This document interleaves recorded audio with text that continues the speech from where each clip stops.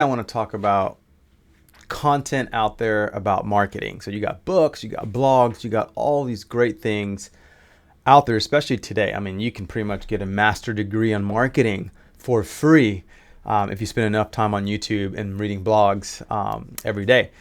And I'll tell you the pros and cons of why it's good to listen and read information and keep up to date to all the new stuff and possibly some of the books out there, and the cons of how that can actually hurt you as well. So there's some like 40,000 foot level perspectives on what you need to have look going into it, but then I'll give you the kind of real time, things you can learn from it. So example, so there's tons of books out there, and a lot of these books, if you think about technology, I remember this is in 2008. They said technology doubles every 6 months. Now it's got to be like every month, right? Technology doubles. It moves so fast. We're getting so high tech. We're able to do so many different things. Or something politically could happen in the world, and all of a sudden, platforms that you use and tools you use is not relevant anymore, right? And so, I mean, it can even change a matter of a day, because of somebody Twitter post or some politician said something, and then all of a sudden all these advertising dollars you have on this one platform, and it just goes down, and then there goes your ability to generate calls and get leads. And so everything's moving so fast. But I would say one thing's for sure. There's principles, right? There's marketing principles that if you stay and hold on to those principles, those 40,000 foot view principles, you'll outlast every single technology change, every single system, every single medium, every single avenue, because they're all just principles. And then you just apply those principles to whatever tools you're going to be using to apply the principle, right? And that's why for us, I've been in business since 17 years, and our clients continue to do well because I try to hold on to these principles, and I try not to go on to the next fad, or I won't put all my eggs in the basket, or put all my chips in and say, yeah, this is great. And we don't jump on things all the time and then say, let's go 100 miles per hour at it. However, we do use tools and up in greatest things and next technology stuff, like stuff that's going to help. We do use those tools, but that's not where all of our chips are in, right? I always say having one pillar as a foundation is horrible. Having two pillars is horrible. Having three pillars, even though it's three, it's still really, really bad. You want to have multiple pillars holding your foundation. That way, if some political statement or something happens in the market, or the system goes down, that tool goes down, that drops. But then you have all these other pillars that will continue to give you the ability to get leads and calls, right?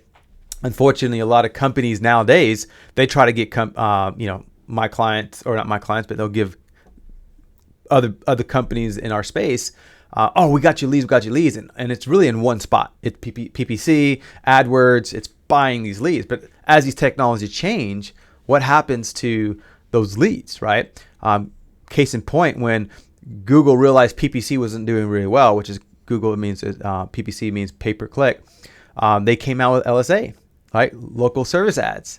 And what does local service ads do? It competes with PPC, right? Because it's on the very top. Not every single search it pops up, but it competes at the top. And so everyone who out of the budget all on PPC, what happened to them? All of a sudden their call volume went down, and they had to spend more money, right? Because now it became more competitive, because now where there's the LSA ads at the very top, now you have LSA, and then you have the PPC where you only have really one spot, sometimes two, but one spot underneath it, and the footprint's really small. So Google local service ads are up top, and then the 3-pack organic, right? And really 95% of people who use Google will click on the organic, and only 5% gets on the LSA and the PPC.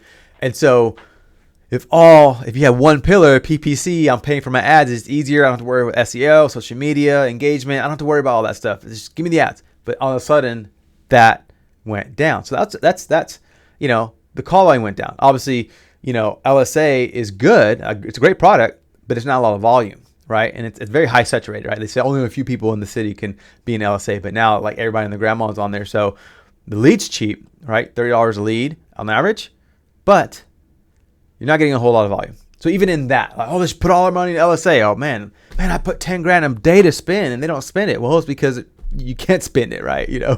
Not an agency on the planet could help you spend 10 grand a day with LSA ads, right? That just doesn't how it work, right?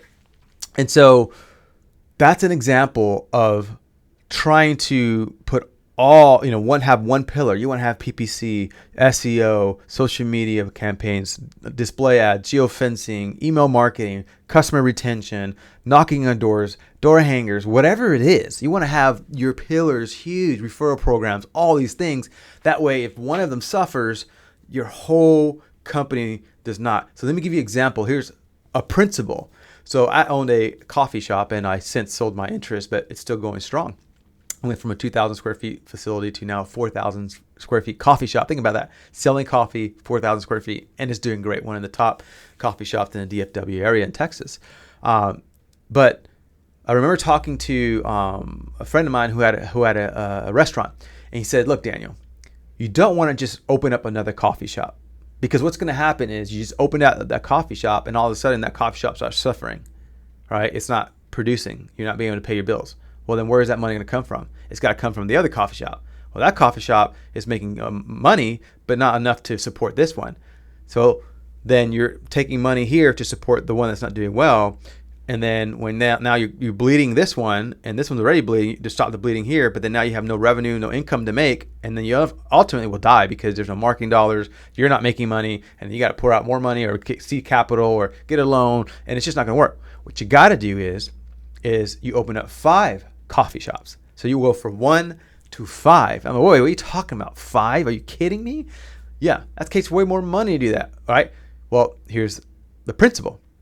If you open up 5, then all 5 ain't going to tank. If you're doing this, if you have a model that's successful and is doing well, then open up 5, right? Maybe you got a location wrong on 1 of the 5, right? Well, now you have 4 coffee shops who possibly were doing well because the model was tested.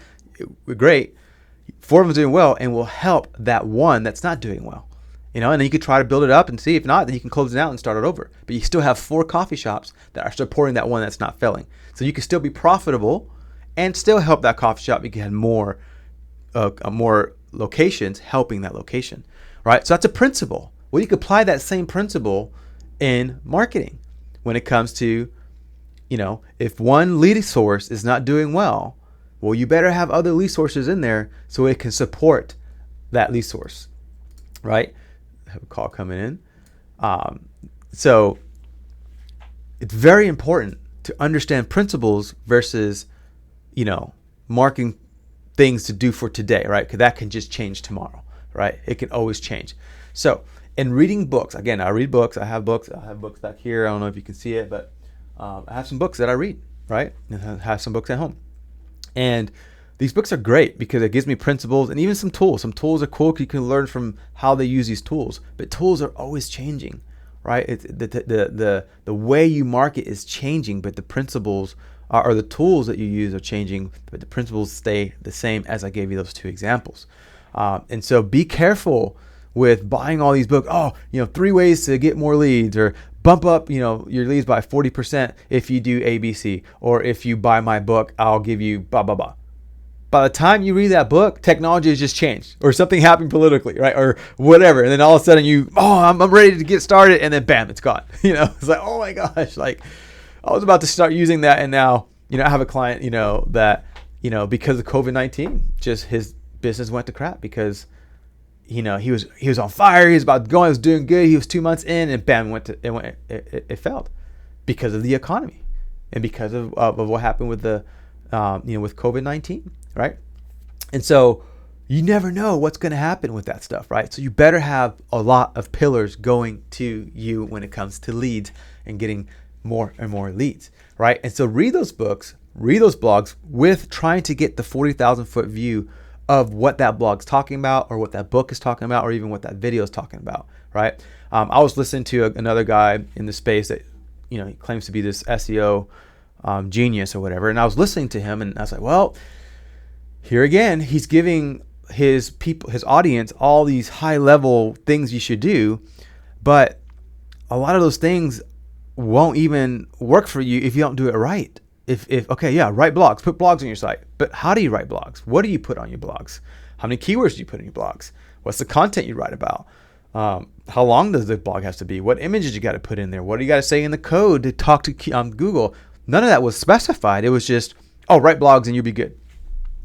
No, it doesn't work that way. I've been where I looked at other sites where they have one blog a month, and it wasn't the right number of words. It was not optimized correctly, but it had one a month, and it didn't rank.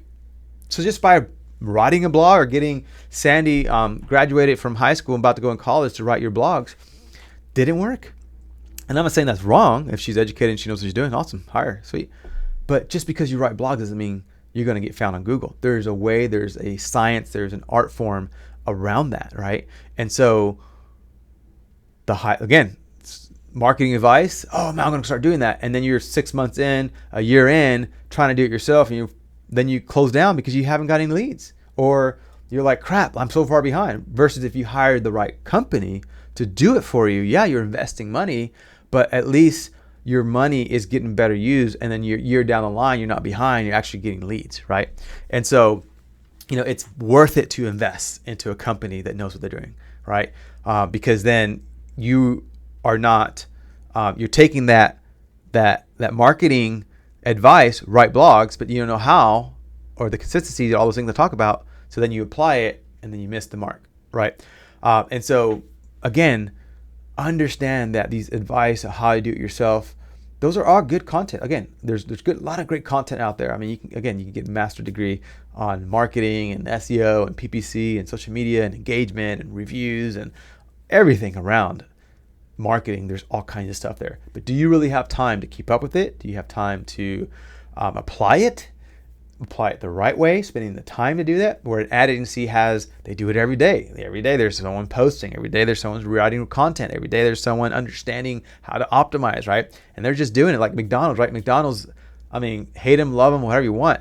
But the way he did it is he wanted someone to cook burgers, not cook the burgers, put the buns on there, the lettuce, tomatoes. No, you just cook burgers, you dress it up, you cash them out, and you whatever, right? They concentrated on one thing over and over that way. And then what it did, yeah, sure, it's like, man, you have 10 employees who make one burger.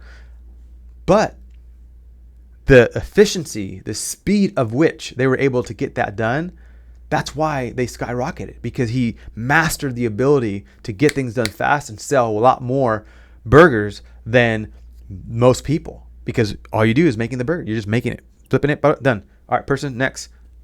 Open up the wrapper, put the buns in, butter it, bun, done, next, right? And so there's a Subway, not Subway, it's like a Subway here. And oh my gosh, by the time I order and finish my transaction, their thing is throwing their subs. I sign for it and they throw it. All right, you ready? Here you go.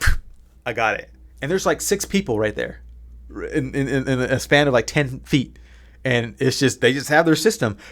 Done. There you go. Next customer. Done. Right? Like, wow. And they're profitable. I mean, they're always busy. They're making money, right? And so there's something about hiring the right people to be focused and know what they're doing on those particular things than you trying to wear many hats and do it all. That just doesn't work. It can work, but it's going to be not efficient, not productive, right? And it's going to hurt your ability to grow because you're trying to wear all these many hats and do it on yourself and find the cheaper way of doing it, when in actuality is actually costing you more money in the future because you're not doing it right. And so take all those marketing strategies with a grain of salt, understand the principle, so that when you do hire an ad agency, you understand what they're talking about. You understand, okay, I understand SEO a little bit. I understand PPC, so they don't take advantage of you. They don't try to pull one by you without you knowing, right? Be educated. I love that, right? In fact, I always try to educate my clients of how it works, because once they're educated, then there's transparency on both sides, because now I can hold them accountable of them understanding how long it takes or what the expectations are, and then they can hold me accountable because they know exactly what to do, right? And it's great. It's a great experience because I believe in my service. I believe what we can do. And so therefore, when we do the service, they say, okay, I saw that. You said this was going to take this long, and there it is. Yep, I see it. You said my call volume is going to increase by this month. There it is. You said it's going to be profitable. Awesome, right? And so there's accountability, right, on both sides. And getting educated is great. But again, principles, right? When you start saying, how to post on Instagram, read a book on how to post on Instagram and read all these blogs of when to post, not to post, like all that stuff, I would say they're okay, but it's always changing. Behaviors are always changing. Using Facebook, using Instagram, using now TikTok. Everyone went Instagram. Oh, Instagram, Instagram's great. That's where all the youth is. So if you have a product or a service that you're trying to reach the youth, Instagram is losing that, right? It's going down to TikTok. So now overnight, if you had a marketing strategy based off of Instagram, well, then start over. Go read another book now on TikTok. There's no book on TikTok yet. It just came out, right? Or it's been out, but now it's been exploded or viral. So now you got to go read a book about TikTok. No. Let the professionals know how to use those tools. But if you use the same principle of what you use on Instagram, I'm pretty sure that principle will still work with TikTok. And then TikTok's going to only last for a little bit, and then there's going to be another one. There'll be another one, right? So it's Facebook, Instagram, TikTok, and then whatever you want, right? Or MySpace, right? Remember MySpace back in the day. I am aging myself.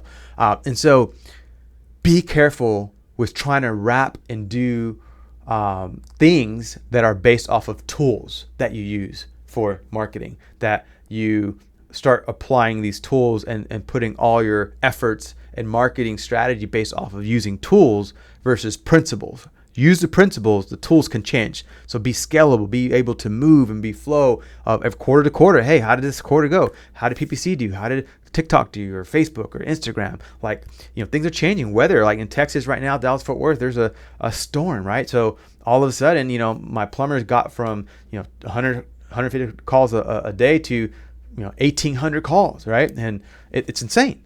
It's insane, right? And so being able to move when technology moves and not sacrifice your marketing strategy is very important. So high level, read these books with trying to grab high level theology, philosophy, everything about marketing. Like, get the high level first, and then use these tools with a grain of salt, meaning use these tools but spread them out, your pillars, right? Make sure you're using these tools properly, right? And not, oh man, we're getting a 10 to 1 or a 15 to 1 or an 8 to 1 return on our investment with using this tool. Let's delete that. Let's take our 4 to 1 return on our investment, take that out, and let's go put it over there on that 10 to 1 return. I mean, sounds reasonable, but no. What if that 10 to 1 return on investment changes? What if all of a sudden there's something that happens in the world and all of a sudden that tool is not used anymore, or someone cancels that tool or whatever, right? You probably wish you would have kept this 4 to 1, right? Or 5 to 1. So don't think at it like I'm trying to match or move my money to the one that makes me the most money. See it as those restaurants. Okay, I'm getting a 4 to 1 there, a 10 to 1 there, an 8 to 1 there, 3 to 1 there, 3 to 1. I'm not even really making money. I'm kind of breaking even, but it's kind of marketing. I'm gaining clients from it. I'm getting customers. So maybe that's okay for right now because I'm not spending a whole lot of money, but at least it's marketing, right? But you have all these other stuff making money. So you just call that an advertising cost, right? To try to gain more customers. And then you sign them up for a retention program. And then you got a year-long or 2, 3, 4-year lifetime customer because you got them through that avenue, right? Again, big picture, right? Don't isolate little things. Right? Who knows? That 3 to 1 might go up because if something good happened in the economy or something, right? And all of a sudden start using that. Think about the QR code, how the QR code was just never caught. Like no one really used the QR code. It was kind of like this weird box that was pixelated, that looked like Atari on these boxes and stuff like that. I mean, I used it every once in a while, but I never, ever really used it. COVID hit. Oh my gosh. Now everybody's using the QR code. Everybody, every restaurant, QR code. That technology was there, but no one ever used it. Now everyone's like, hey, I want a QR code. I want a QR, right? And so that's what I'm saying. That's how fast things can change and different technologies and different tools to market your business. That's how it works. It's just, you got to be able to move left and right and keep up with all the news and trends and different that, right? And so there's the 40,000 foot view, and then there's the everyday, 10 feet from you view, right? Of like, okay, we got to make sure we're adjusting. We're looking at our marketing budgets. We're making sure we're making money. We're looking sure we're getting leads, making sure the ROI is there, the call volume is there, all that. That's important, right? But Don't lose sight of the 40,000 foot view. And I feel like a lot of companies, especially when they come to me and we get hired on as the agency, a lot of time it's that 10-foot view or that 100-foot view. It's never that 40,000 foot view. They're just trying to get their phone to ring. So what tool out there can get my phone to ring? Well, there's lots of tools that can do that.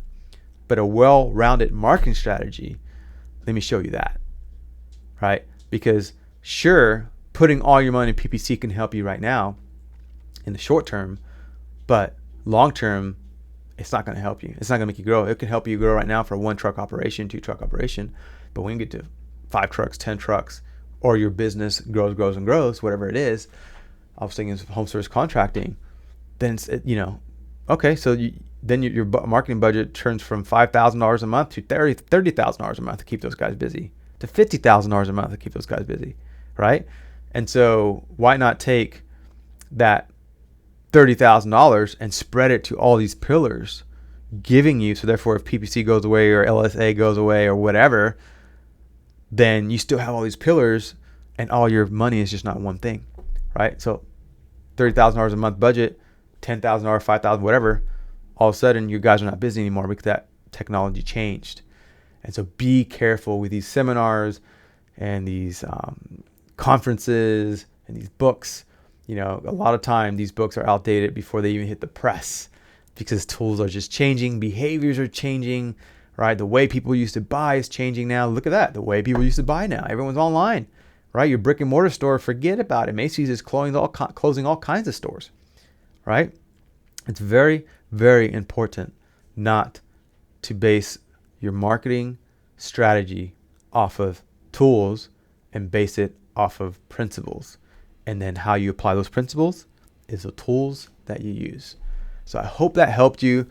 This is more for kind of philosophy in marketing, like, just what I've learned working for big ad agencies, small boutiques, and now owning my own company and, doing really well and helping my clients grow and grow and grow.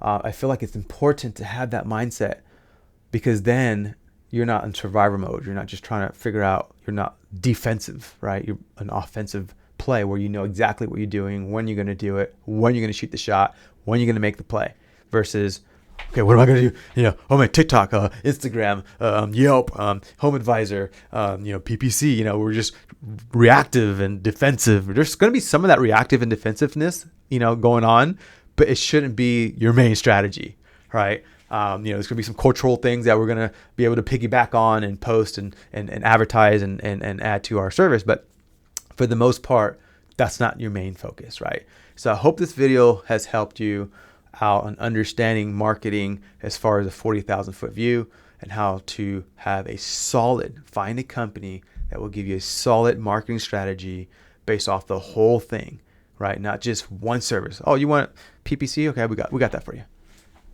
We could do that for you. But go and partner with a company that says, okay, PPC is cool, but what are you doing with customer retention? Are you emailing your customers? Are you, engaging on Facebook? Are you responding to reviews? Are you doing SEO? Which is more important. There's a lot more things that you should be doing than just one thing. Align yourself with an ad agency. That's going to be the full picture versus just one thing. So in closing, books are great. Blogs are great. Conferences and seminars are great. But stay away from marketing strategies, big picture marketing strategies that are just based off these little tools and not the big picture, right? So let me know if this helped you. Share this video, like this channel. I'm going to start doing more and more marketing videos on this channel so I can help. I just feel like for me, if you use us or not, helping you grow your business, that's the American way, right? That's awesome because you're providing income for other people, right? And so sure, you want to make money, but you're also providing income for other families. And so that's awesome. Like we're in serving people, business, right? You're not only providing income for other people, but you're also serving homeowners wherever their needs are, right? And so that, as far as home service contractor or products or services, right? And so I feel like this is a fun business to be in. We're helping people. And so if I can make you successful on helping people, then that's all I care. You're being successful you're helping the economy, there's good competition out there, and it keeps everyone honest, right? What I hate to see is when people get taken advantage of and marketing companies come at you just wanting your money and really don't have that big 40,000 foot view over your business, and then you suffer. I hate that, right? And so I hope to start educating and giving you more and more information about how to be successful in the great, digital space of marketing. Thanks so much for watching. Bye-bye.